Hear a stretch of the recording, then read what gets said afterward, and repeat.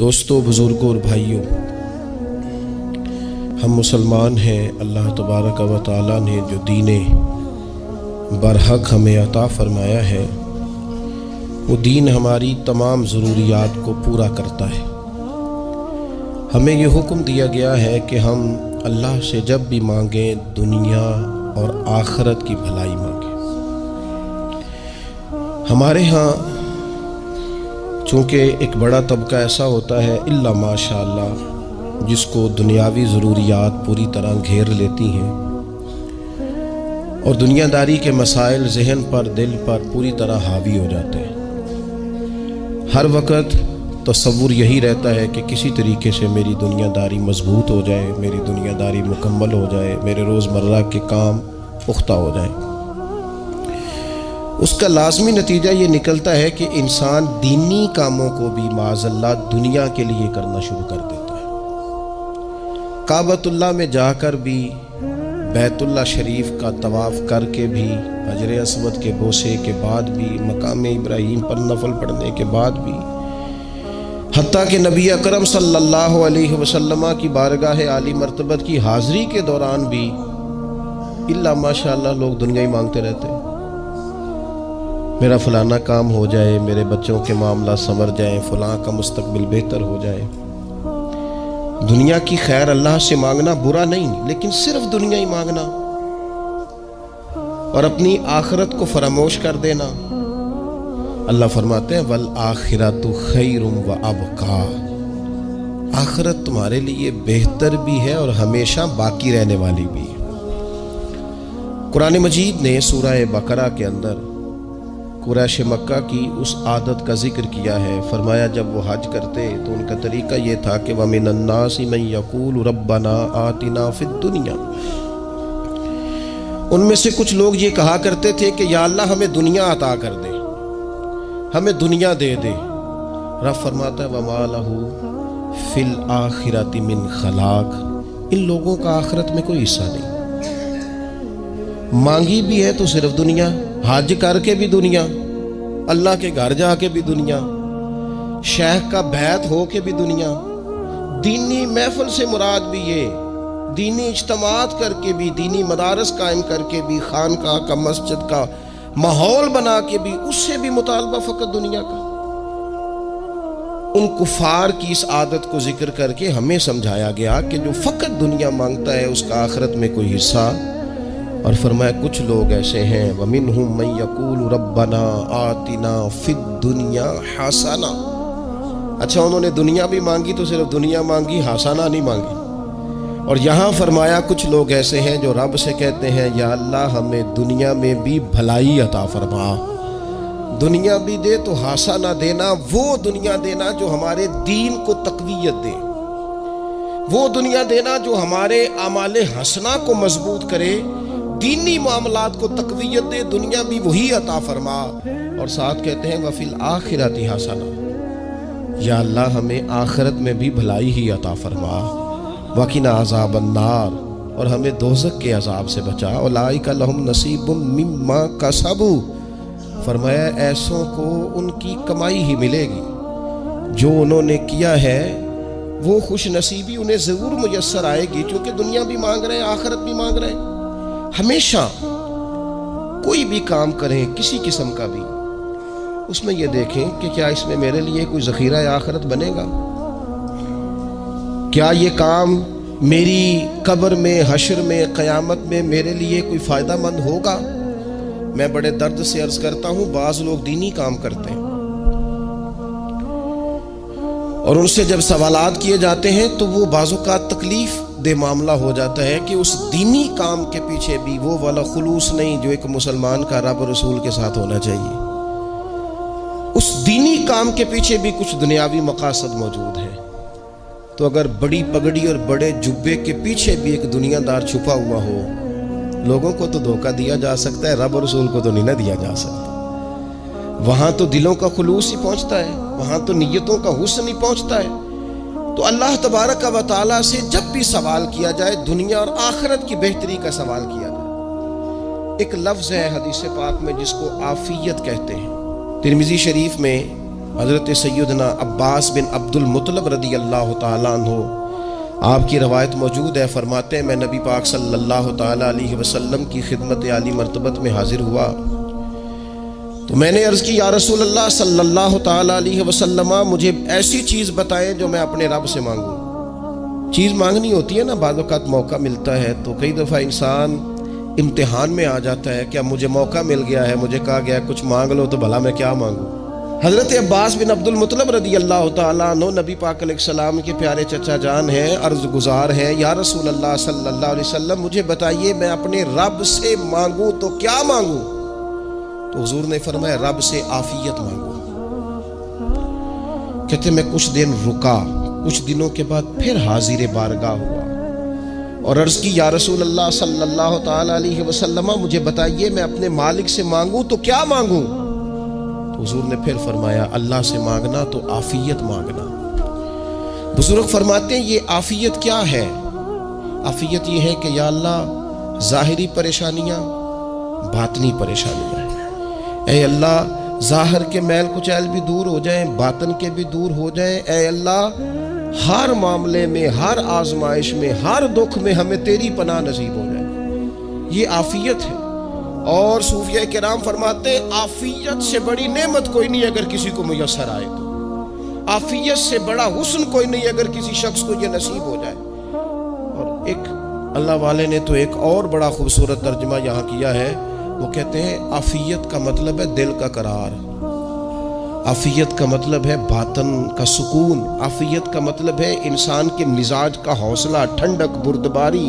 اس بندے کو عافیت نصیب ہو جاتی ہے گویا اللہ اسے سکون کی دولت عطا فرما دیتا ہے، تھوڑے پیسوں میں بھی سکون، بغیر شہرت کے بھی سکون، کوئی بات مان لے تب بھی سکون، کوئی دھتکار دے پھر بھی سکون، لوگوں کی گڈ بک میں ہو پھر بھی سکون، اور اگر لوگ سارے مخالفت میں آ جائیں تو چونکہ اللہ نے عافیت دی ہے پھر بھی سکون۔ اللہ تعالیٰ نے ان لوگوں کو قرار کی دولت، اللہ سے عافیت مانگی جائے، اس میں دنیا کی بھی بھلائی شامل ہے، آخرت کی بھی بھلائی شامل۔ نبی اکرم صلی اللہ تعالیٰ علیہ وسلم توجہ دلاتے کہ اللہ سے تم عافیت مانگو، ہمارا نہ جی، کیونکہ سب سے بڑا مسئلہ روحانی تربیت کا ہے۔ ہمارے ہاں باتیں ڈھیر سارے لوگوں کو آتی ہیں اور بہت زیادہ آتی ہیں، منصوبہ بندی کرنا، پلاننگ کرنا، اپنے معاملات کو خود سے کیسے لے کے چلنا ہے، کیسے ٹھیک کرنا ہے، اپنے حق میں دنیا کو کس طرح قائل کرنا ہے، یہ ڈھیر سارے لوگوں کو آتا ہے، اور اپنے حق میں دلائل کس طرح قائم کرنے ہیں، اس میں بہت سارے لوگ خود کفیل ہوتے ہیں، انہیں کسی سے مشاورت کی بھی ضرورت نہیں ہوتی۔ لیکن اللہ کی بارگاہ سے اپنا رشتہ کیسے جوڑنا ہے، مالک سے کرم کا سوالی کس طرح کر کے ہونا ہے، اللہ سے عافیت کا سوال کیسے کرنا ہے، یہ چونکہ روحانی تربیت میں ہمارا مزاج نہیں ہوتا لہذا ہم اس طرف جاتے نہیں، ہم وہ اپنی مرضی کی چیزیں، یعنی وظیفہ پوچھ کے گئے ایک صاحب، کچھ عرصے کے بعد آئے ہیں تو آ کے کہتے ہیں مولانا صاحب، پیر صاحب یا قاری صاحب یا فلاں صاحب، کسی سے بھی پوچھ کے گئے جس کو نیک آدمی جانا، پھر لوٹ کر آ کے کہتے ہیں کہ آپ نے وظیفہ بتایا تھا پر کام کوئی نہیں ہوا۔ تو میں تو صاف کہتا ہوں اور کھلے دل سے کہتا ہوں کہ بھئی وظیفہ آپ کو بتایا تھا کہ اللہ کی رحمت متوجہ ہوگی، خدا کی رحمت کو آواز دینے کے لیے وظیفہ دیا تھا، کوئی بھی وظیفہ رب کو مجبور تو نہیں نہ کر سکتا معاذ۔ اور وظائف کس لیے پڑھے جاتے ہیں کہ جلدی سے معاملات ٹھیک ہو جائیں، میرے حق میں چیزیں بہتر ہو جائیں، تو اللہ کی رضا کے لیے پڑھے جاتے ہیں۔ تو وظائف کو، عبادات کو، نوافل کو، تلاوت کو، درود پاک کو تو رضا الہی کا ذریعہ بنانا چاہیے، لیکن ہم چونکہ ایک پورا الجھاؤ رکھتے ہیں اپنی دنیا داری کے معاملات سیدھے کرنے، ایک پورا خیر رکھتے ہیں، وہ لوگ ملتے رہتے ہیں مختلف بزرگوں کی نسبت کے تعلق سے، تو بعض جگہوں پہ بعض لوگ بڑے تیز ہوتے ہیں، یعنی ان سے آپ کی ملاقات ہوتی ہے تو بندے کو محسوس ہوتا ہے کہ یار اسے تو پہلے ہی ساری باتوں کا پتہ ہے، اور کئی دفعہ ان سے ملنے کے بعد احساس ہوتا ہے کہ یار اس سے تو تھوڑا سیکھ ہی لیتے تو بہتر تھا، یہ تو بات بڑی آگے نکل گئی، سارا پتہ ہوتا ہے، باشعور ہوتے ہیں، لیکن ڈر آتا ہے اللہ سے۔ اتنا باشعور آدمی، سمجھدار، پنچایت، پریا، لوگ، دین، دنیا سارا پتہ ہے، نماز کا ٹائم آ گیا تو وہ چھپتا پھرتا ہے، اس کی طبیعت پر بوجھ بن رہا ہے معاذ اللہ اللہ کے حضور حاضر ہونا، اسے خیر کا کام کرنا پڑ رہا ہے تو وہ ادھر ادھر نکلتا جا رہا ہے۔ تو سوال یہ ہے کہ پھر یہ شعور کا کیا مطلب رکھا ہوا ہے ہم نے؟ پھر اللہ سے دعا کرنے کی ضرورت نہیں۔ وہ حضرت عارف رومی رحمۃ اللہ تعالی علیہ فرمایا کرتے تھے بعض لوگوں کو رب سارا کچھ دیتا ہے، سجدے کی توفیق نہیں دیتا۔ اس کا مطلب یہ ہے کہ وہ کہتا ہے یہ سارا کچھ لے اور نکل جا، میرے گھر نہ آنا، رکھ سارا کچھ پاس۔ رب سے عافیت مانگی جائے، اس سے اس کا فضل مانگا جائے، اس سے اس کا کرم مانگا جائے۔ اللہ کے پیارے رسول صلی اللہ تعالی علیہ وآلہ وسلم اس عافیت مانگنے پر زور دیتے، توجہ دیتے۔ میں آپ کو صحیح بتاتا ہوں، رب نے اگر کسی بندے کو عافیت میں رکھا ہو نا تو حالات کیسے بھی برے چل رہے ہوں اس کا بگاڑ کچھ نہیں سکتے۔ اور اللہ تعالیٰ معاف کرے 100 دفعہ خاکم بدہن، اگر کسی وقت اس کے کرم کی نگاہ پھر جائے تو پھر سارے اسباب سمیت بھی انسان اپنے پیروں پہ کھڑا نہیں رہ سکتا۔ اس سے جب تک طلب کرم نہیں ہوتا، طلب عافیت نہیں ہوتی، اس کی بارگاہ سے جب تک بندہ مومن پورا رجوع نہیں کرتا، یہ عافیت اتنی اعلیٰ چیز ہے کہ نبی پاک علیہ السلام نے فرمایا آذان اور اقامت کے درمیان جو وقت ہوتا ہے اس میں دعائیں رد نہیں ہوتی۔ دعا مانگا کرو گے تمہاری اللہ اپنے فضل سے قبول کر لے گا۔ عرض کی یا رسول اللہ کیا مانگے؟ تو فرمایا عافیت مانگو رب سے۔ حضرت انس بن مالک حدیث کے راوی ہے رضی اللہ تعالیٰ، یہاں بھی فرمایا یہ عین قبولیت کا ٹائم ہے، اب اللہ سے عافیت مانگ لو، اس کی پناہ۔ ہم دعاؤں میں بھی محدود ہو جاتے ہیں۔ رب دا طالب کوئی نہ ملیا، جو ملیا طالب زردہ ہو۔ دعاؤں میں بھی حد بندی۔ بعض اوقات بچے بھی تربیت کرتے ہیں نا، ایک مولانا ہے، ان کا خیال ہے کہ انہوں نے مجھ سے کچھ پڑھا ہے تو کبھی کبھی استاد جی کہہ دیتے ہیں، بہت پرانی بات ہے، انہوں نے مجھے فون کیا کہ اگر آپ کبھی تشریف لائیں، تو میں نے کہا پتر دعا مانگ اللہ کو چھوٹی جی گڈی دے وے۔ تو اس بچے نے میری بڑی تربیت کی، کہنے لگا استاد جی اللہ کو لو منگنی کی تے وڈی ساری منگو، آپ نے محدود کیوں کیا کہ بھئی یہ چھوٹی سی اللہ گاڑی کیوں اللہ چھوٹی دے، رب دے تو بڑی دے اور رحمت سے دے، اللہ سے مانگنی ہے نا جی۔ ہم تربیت نہیں لیتے۔ میں نے اس کا شکریہ ادا کیا، میں نے کہا بیٹے تو نے بڑی سونی بات کی، اللہ تجھے اس کا اجر عطا کرے، اللہ تجھے برکات عطا کرے۔ اگر آپ نے سیکھنا ہے تو پھر آپ سیکھ لیں گے، اور اگر نہیں سیکھنا تو پھر یہی کہنا ہے ساری عمر لنگ کی بندہ کو نہیں ملیا، چونکہ مزاج نہیں ہے نا سیکھنے کا، اس لیے پھر ملا ہی کوئی نہیں، پھر ساری زندگی کو میسر ہی نہیں آیا، کسی نے نصیحت ہی نہیں کی، کوئی آنکھوں کو بھایا ہی نہیں، خود ہی بڑے سیانے تھے، خود ہی بہت بڑے تھے، اپنا قد ہی بڑا اونچا تھا، سب ٹھگنے چھوٹے اور کمزور اور بوڑے نظر آئے۔ عزیز بھائی، جب عافیت، ایک بزرگ تھے ہر وقت اللہ سے عافیت مانگتے تھے، ہر وقت اللہ سے عافیت مانگتے تھے، ہر وقت عافیت مانگتے تھے۔ لوگوں نے پوچھا، لوگ ان کو صالح جانتے تھے، نیک سمجھتے تھے، کہ حضور آپ اور کوئی دعا مانگتے نہیں، عافیت ہی مانگتے ہیں۔ فرمانے لگے میں مانگا کرتا تھا شروع میں، بعد میں خیال آیا اور بھی دعائیں مانگا کرتا تھا، یہ احساس بعد میں نصیب ہوا۔ فرماتے میں مزدوری کرتا تھا، مال برداری کرتا تھا، ایک جگہ پہ ڈیوٹی کر رہا تھا تو تھک گیا، اور وہ جو کام لینے والے لوگ تھے ان کے رویہ بھی بڑا ترش تھا، تکلیف ہوئی، تو میں نے اپنے مالک کی بارگاہ میں عرض کی مالک اگر 2 روٹی بغیر مجھے مشقت کے مل جائے دن میں تو تیری بارگاہ تو بڑی کریم ہے۔ کہتے وہ میں نے یہ دعا مانگ لی، ذرا میں تھوڑا آگے بڑھا تو 2 بندے آپس میں لڑ رہے تھے، میں ان کی صلح کرانے کے لیے، انہیں بچانے کے لیے آگے بڑھا، تو میں جس کو چھڑا رہا تھا دوسرے نے میرے اوپر ضرب لگا دی، میرا بھی سر پھٹ گیا۔ تھوڑی دیر کے بعد وہاں پولیس آ گئی، وہ تینوں کو لڑنے والا سمجھ کے اٹھا کے لے گئے، مجھے جیل ہو گئی۔ 2 روٹیاں بغیر مشقت کے روز ملنی شروع ہو گئی۔ دعا مانگی تھی نا کہ یا اللہ 2 روٹیاں مل جائے نا بغیر مشقت کے، کہتے ہیں وہ 2 روٹیاں روز ملتی، کوئی کام نہیں کرنا پڑتا، پر جیل ہو گئی۔ فرماتے ہیں میں بڑا پریشان تھا، روز روٹیاں پابندی سے آتی اور بہترین آتی، کھانا ملتا۔ پھر کچھ عرصے کے بعد میں نے سوچا کہ یار یہ دعا تو قبول ہو گئی نا تیری، اب تو اگر اس پر کوئی الگ بات کرے گا تو وہ تو غلط کرے گا۔ کہتے پھر خود ہی میرے دل میں اللہ نے بات ڈالی اور میں نے عرض کی مالک 2 روٹیاں نہیں، مجھے تو عافیت چاہیے، مجھے تو آفیت دے, میرے اوپر تو کرم فرما, تو نظر رحمت کر, جے ایک قطرہ بخشے مینوں, جے ایک قطرہ بخشے مینوں تے کام بن جاندا ہی میرا, مہربانی کر آفیت عطا کر. فرماتے پھر خدا نے کرم کیا, کہاں سے اسباب بنے میرے جیل سے چھوٹنے کے, کون کون میرے ضمانتی بنے اللہ ہی جانتا ہے. فرماتے ہیں دروازے بھی کھل گئے, رزق بھی ملتا ہے, صحت بھی میسر ہے, سجدہ بھی کر لیتا ہوں, سویرے تلاوت بھی کرتا ہوں, شام کو مدینے والے کی بارگاہ میں رج کے درود و سلام بھی عرض کرتا ہوں, میں ممکن ہوتا ہے تو کسی غریب کی داد رسی بھی کرتا ہوں. اب سمجھ آئی ہے ربنا آتنا فی الدنیا حسنۃ وفی الآخرۃ حسنۃ وقنا عذاب النار. اب سمجھ آئی ہے رب سے جب بھی مانگنا ہے آفیت ہی مانگنی ہے, اس سے کرم مانگنا. ہم نے محدود دعائیں رکھی ہوئی ہیں, محدود, وہ جی فلانا کام میرا ہو جائے تو بھئی وہ ایک ہو گیا, اس کے بعد پھر نئی ٹینشن بن جائے گی. نہیں, میں جی بچوں کی شادی کر لوں جی پھر میں فارغ ہوں. آپ شادی کر کے دیکھیں, لاگے پتہ جائے گا کیسے فارغ ہوتے ہیں. آپ یہاں رکتے کیوں ہیں؟ آپ خدا سے عافیت کیوں نہیں طلب کرتے؟ اس کی بارگاہ سے وہ کیوں نہیں مانگتے کہ جو ایک قطرہ ملے تو دنیا اور آخرت کے سارے کام ہو جائیں؟ اس سے اس کی رحمت کا سوال کرے, اس سے اس کے کرم کا سوال کرے. اللہ کی بارگاہ میں بھی حاضر ہونا اور جچی تلی اور جناب ناب تول کر اور محدود چیزوں کا سوال کرنا, مالک سے مانگے, اور وہ جب دیتا ہے تو دیتا بھی بے حساب ہی ہے.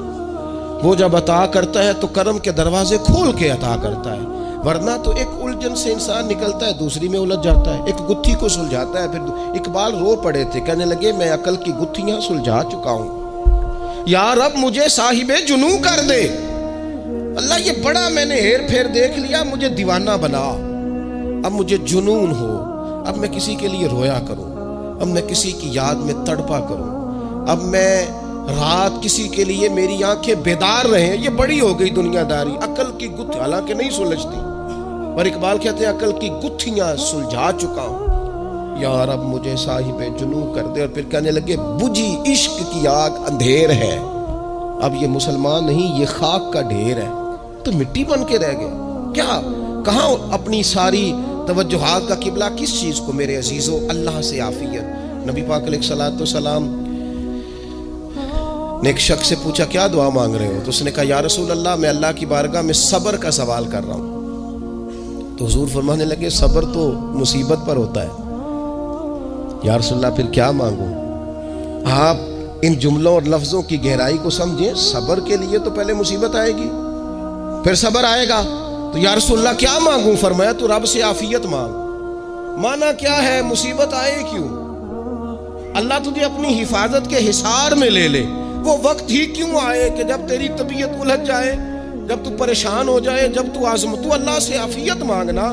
جب تو عافیت مانگے گا تو اگر کبھی مشکل آئے گی بھی نا تو خدا پھر اپنے فضل سے مشکل سے نکلنے میں رستہ بھی بڑی جلدی عطا فرمائے گا اور تیرے اوپر فضل فرمائے گا. اگر عافیت, یہ جو ہم نبی پاک کی امت ہے نا, تو یہ ہمارے گرد اللہ کے فضل اور اس کی رحمت کا حصار ہے. یہ حصار ہے ہمارے گرد.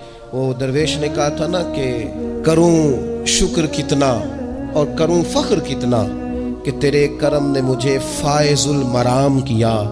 دیکھو بنا کے سید عالم کا امتی مجھ کو گناہ سے پہلے ہی بخشش کا انتظام کیا. ابھی میں نے غلطی کی نہیں, لیکن مجھے حضور کا غلام بنا دیا, بخشش کا بندوبست پہلے ہو گیا. اپنے مالک سے بیمار بھی اس سے عافیت مانگے, مقروض بھی اس سے عافیت مانگے, بے اولاد بھی اس سے عافیت ہی مانگے, صاحب اولاد بھی اس سے عافیت ہی مانگے. جو دولت کے حصول کے رزق حلال کے خواہش مند ہیں وہ بھی اس سے عافیت مانگے, اور جن کی جھولی اس نے بھر دی ہے وہ بھی اپنے رب سے عافیت ہی مانگے. مالک سے جب سوال کرے, ایک بزرگ تھے انہوں نے تو اپنی انگوٹھی میں لکھوا لیا تھا کہ یا اللہ مجھے عافیت عطا فرما. مگر جب بھی دیکھتا ہوں یاد آ جاتا ہے کہ اللہ سے عافیت مانگنی. اپنے مالک کی بارگاہ کے اندر دیکھو, میں نے دیکھا ہے وہ کسی نے کہا تھا کہ تیری خواہش ہے کہ وہ تیری آرزو کرے پوری, اور میری خواہش ہے کہ تیری آرزو بدل جائے. کچھ لوگ ایسی خواہشات بھی لے کے آتے ہیں کہ جو پوری نہ ہو تو بہتر ہوتا ہے. اس لیے آپ کو پتہ ہے موت مانگنا جائز نہیں دین ہے. مصائب سے گھبرا کر، مشکلات سے گھبرا کر، زندگی کے مد و جزر سے پریشان ہو کر موت کا سوال کرنا جائز نہیں. کس طرح جائز ہے؟ ان لفظوں کے ساتھ دعا کر سکتا ہے کہ یا اللہ جب تک میری زندگی بہتر ہے مجھے زندہ رکھ، اور جب میرا دنیا سے جانا بہتر ہے پھر تو مجھے اپنی بارگاہ میں بلا لے. یہ بھی کیا ہے؟ یہ بھی عافیت کا سوال ہے کہ یا اللہ رکھ بھی تب تک جب تک رہنا بہتر ہے. نبی پاک نے بھی ارذل العمر ہونے سے پناہ مانگی. ہمارا یہ مزاج بن گیا ہے کہ ہم اپنے حق میں ایسی چیزوں کا سوال کر رہے ہوتے ہیں جو کئی دفعہ ہمیں مل جائیں تو ہمارا نقصان کریں. قرآن حکیم ایک جگہ پہ اللہ کریم نے فرمایا ہے کہ اگر سب لوگوں کو مال دے دوں تو بغاوت کریں، فساد ہو جائے. کیا مانا؟ کہ اپنا نقصان کر بیٹھے لوگ. ہم اپنے مالک کی بارگاہ میں بعض ایسی چیزوں کے سوالی ہیں کہ جو ہمارے لیے ٹھیک نہیں ہے، ہمیں اس کے کرم پر چھوڑنا ہے، اس سے عافیت مانگنی. اور بعض لوگ، کیونکہ میں کہہ چکا ہوں شروع میں کہ ہماری دینی روحانی تربیت نہیں ہوتی اور ہم کہیں سے باقاعدہ اسباق لینے کے قائل ہی نہیں ہوتے، پوری تربیت کا ہمارا مزاج نہیں ہوتا. اپنی عقل اور اپنا شعور اور اپنے حساب سے ہم زندگی کو بتانا چاہتے ہیں. اور یہ جو میرا دور ہے یہ ویسے ہی الجھا ہوا زمانہ ہے، اللہ ماشاءاللہ. پتہ نہیں کوئی کیا بول رہا ہے، کوئی کیا کہہ رہا ہے، ایسے ہے جیسے کوئی میلہ لگا ہوا ہے اور کان پڑی آواز سنائی نہیں دے رہی. جس کی دکان پر کوئی گاہک نہیں وہ بھی کہہ رہا ہے لائنیں بنا لو. ایسا الجھا ماحول ہے اور ایسی آزمائش ہے کہ لوگ بیچارے پریشان ہیں. دیکھیں جب تربیت کے ساتھ انسان آگے بڑھتا ہے نا، ہمارے پاس مقتدا ہے اللہ رسول کا کلام، ہمارا پیشوا ہے رب رسول کا فرمان. جب ہم کتاب و سنت کی روشنی میں آگے بڑھتے ہیں تو پھر ہمارے لیے منزل آسان بھی ہوتی ہے اور قریب بھی ہوتی ہے. پھر ہمارے لیے آگے کی طرف سفر کرنا، آگے بڑھ جانا یہ آسان ہوتا ہے. آپ غور کریں جو لوگ دنیا میں کامیاب رہے، بھلا کس طرح کامیاب رہے؟ اس طرح کامیاب رہے کہ انہوں نے نا اپنے رب سے عافیت مانگی. اللہ تعالیٰ نے خود بخود ان کے لیے رستے بنائے. آپ تاریخ پڑھیں گے بعض لوگوں کی تو لگ نہیں رہا تھا کہ وہ اتنی کامیابی حاصل کریں گے. دیکھ لیں آپ حضرت غوث اعظم جیلانی رضی اللہ تعالیٰ عنہ بغداد شریف تشریف لاتے ہیں تو ان کی کیفیت یہ ہے کہ پتے کھا کے گزارا کرنا پڑتا ہے. یعنی پیچھے کوئی ایسا بیک گراؤنڈ کسی کا بنایا ہوا ادارہ، کوئی بڑی خانقاہ، کوئی بڑے لمبے چوڑے والد صاحب کے مریدین، کوئی بڑا لمبا سلسلہ نہیں مل رہا. ان کو بظاہر پتے کھا کے گزارا کرنا پڑتا ہے، لیکن چونکہ وہ نکلے ہیں اللہ کی مدد کے ساتھ. انہیں اللہ نے تائید دی ہے، فضل فرمایا ہے، تو نتیجہ یہ نکلا ہے کہ 70 ہزار بندہ ایک ایک وقت میں تربیت لینے کے لیے ان کے سامنے موجود ہے. یہ اللہ نے اسباب بنائے ہیں، کیونکہ جب رب عافیت عطا کرتا ہے تو پھر اللہ اسباب بھی پیدا فرماتا ہے. ہمارا ذہن تو تھک جاتا ہے سیاست کرتے کرتے. ہم تو جناب پوری ترتیب سے ہمیں سلیقہ آتا ہے کس طرح کر کے کس بندے کو کیسے قائل کرنا. پورے طور پر ہم وہ ساری زندگی سیاست کرتے رہتے ہیں. وہ خاندانوں میں بھی چلتی ہے، گلی محلے میں بھی چلتی ہے، دوستوں میں بھی چلتی ہے. اور بعد میں پتہ چلتا ہے کہ یہ پتے کھیل کون رہا تھا. اصل میں صلح کرانے والا تھا کہ لڑائی کرانے والا تھا. یہ سب کا خیر خواہ تھا، یہ سب کی ذہن کے اندر فطور کی آمیزش ہی اس شخص کی وجہ سے تھی. ہم چونکہ وہ خاص عافیت اللہ سے نہیں مانگتے، ہماری مخصوص سیاست ہوتی ہے سبھی کو راضی رکھو. اس کا نتیجہ یہ نکلتا ہے کہ ایک ٹائم آتا ہے کوئی بھی راضی نہیں رہتا.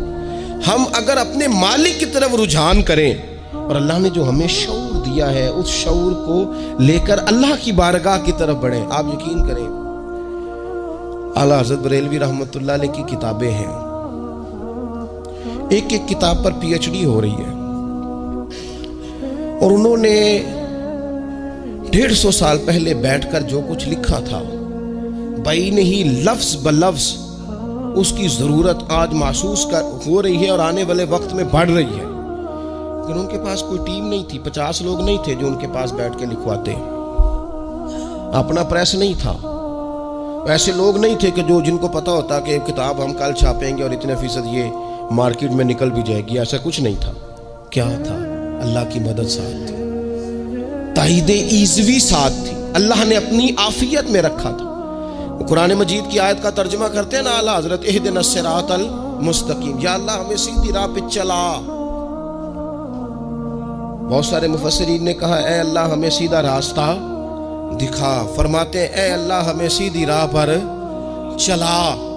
تو کسی نے کہا حضور یہ چلا اور دکھا میں کیا فرق ہے؟ فرمانے لگے دکھانے کا مطلب یہ ہوتا ہے کہ کسی نے پوچھا میں نے گجرانوالہ جانا ہے، تو دکھانا یہ ہے کہ اسے کہا یہاں سے باہر نکلو، روڈ پہ چڑھ جاؤ، سیدھے جاؤ گے، ایک پول آئے گا اسے کراس کرنا، نیچے اترنا، وہاں سے شہر شروع ہو جائے۔ پھر اس نے اگر کوئی اندرونی جگہ شہر کی پوچھ لی تو اس کو کہا کہ رائٹ ہو جانا، پھر لیفٹ ہو جانا، پھر آگے کسی سے مزید۔ یہ ہے راستہ دکھانا اور ایک ہے چلانا۔ اس نے کہا میں نے گجرانوالہ جانا ہے، تو اس نے کہا ساتھ بیٹھنا میری گاڑی پہ، جہاں تو نے جانا ہے میں چھوڑ کے آتا ہوں۔ یہ راستے پہ چلانا ہے، یہ مقام تفکر ہے۔ آپ اس پر غور فرمائیں گے، کہتے ہیں یا اللہ تو ہمیں راستہ دکھائے گا اور دکھاتا ہے، لیکن چاروں جانب شیطان بھی تو بیٹھا ہے نا، فتنے بھی تو ہے نا، تو اگر تیری رحمت ساتھ رہے، مانا کہ محبت کے سفر میں ہر گام پہ 100 مشکل ہے، لیکن یہ سفر آسان بھی ہے اگر ساتھ تمہارا ہو جائے۔ اگر تو ساتھ چلے تو پھر یہ سفر مشکل ہے۔ ہارون رشید نا اپنے محل کی چھت پہ ٹہل رہا تھا، سب سے اوپر والے چوارے پر، نیچے سے حضرت بہلول دانا گزر رہے تھے، اوپر اس کے ساتھ سپاہی بھی تھے، گن مین بھی تھے۔ اس نے کہا یہ بابا تو ذرا اوپر اٹھاؤ۔ انہوں نے ایک ڈولی، ایک ٹوکری سمجھ لیں، اس کو رسیاں باندھ کے نیچے پھینکا۔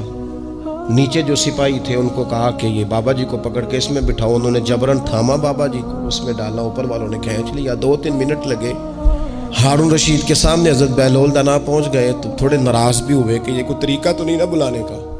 ملاقات ہوئی تو کہا کیوں بلایا؟ کہنے لگا ایک مسئلہ پوچھنا تھا۔ فرمانے لگے بادشاہ ہے نا، تیرے مسئلے پوچھنے کا بھی اپنا ہی انداز ہے، پوچھ مسئلہ۔ کہنے لگا بابا پوچھنا تھا کہ آپ اللہ تک کیسے پہنچے؟ حضرت بہلول دانا چپ کر گئے۔ 2-4 منٹ کے بعد کہنے لگے جس طرح ابھی زمین سے تیرے تک نہیں پہنچا، بالکل اسی طرح ہی پہنچ گیا ہوں رب کریم کی بارگاہ تک، اور وہ بھی جو اس نے کرم فرمایا ہے، ورنہ میں تو نہیں سمجھتا کہ میں پہنچ گیا، وہ بھی اگر تیری خوش گمانی ہے۔ ہارون رشید کہنے لگا مجھے سمجھ نہیں آئی۔ فرمانے لگے تو بادشاہ جو ہے اتنی جلدی کیسے سمجھ میں آئے گی تجھے بات؟ فرمانے لگے اگر میں تجھ سے ملنا چاہتا نا تو میں ایک درخواست لکھتا، پھر کسی وزیر سے سفارشی سائن کراتا، پھر وہ جمع کراتا، پھر مجھے ٹائم ملتا کہ فلاں دن فلاں تاریخ فلاں ٹائم آ جانا، پھر آ کے میں لائن میں لگتا۔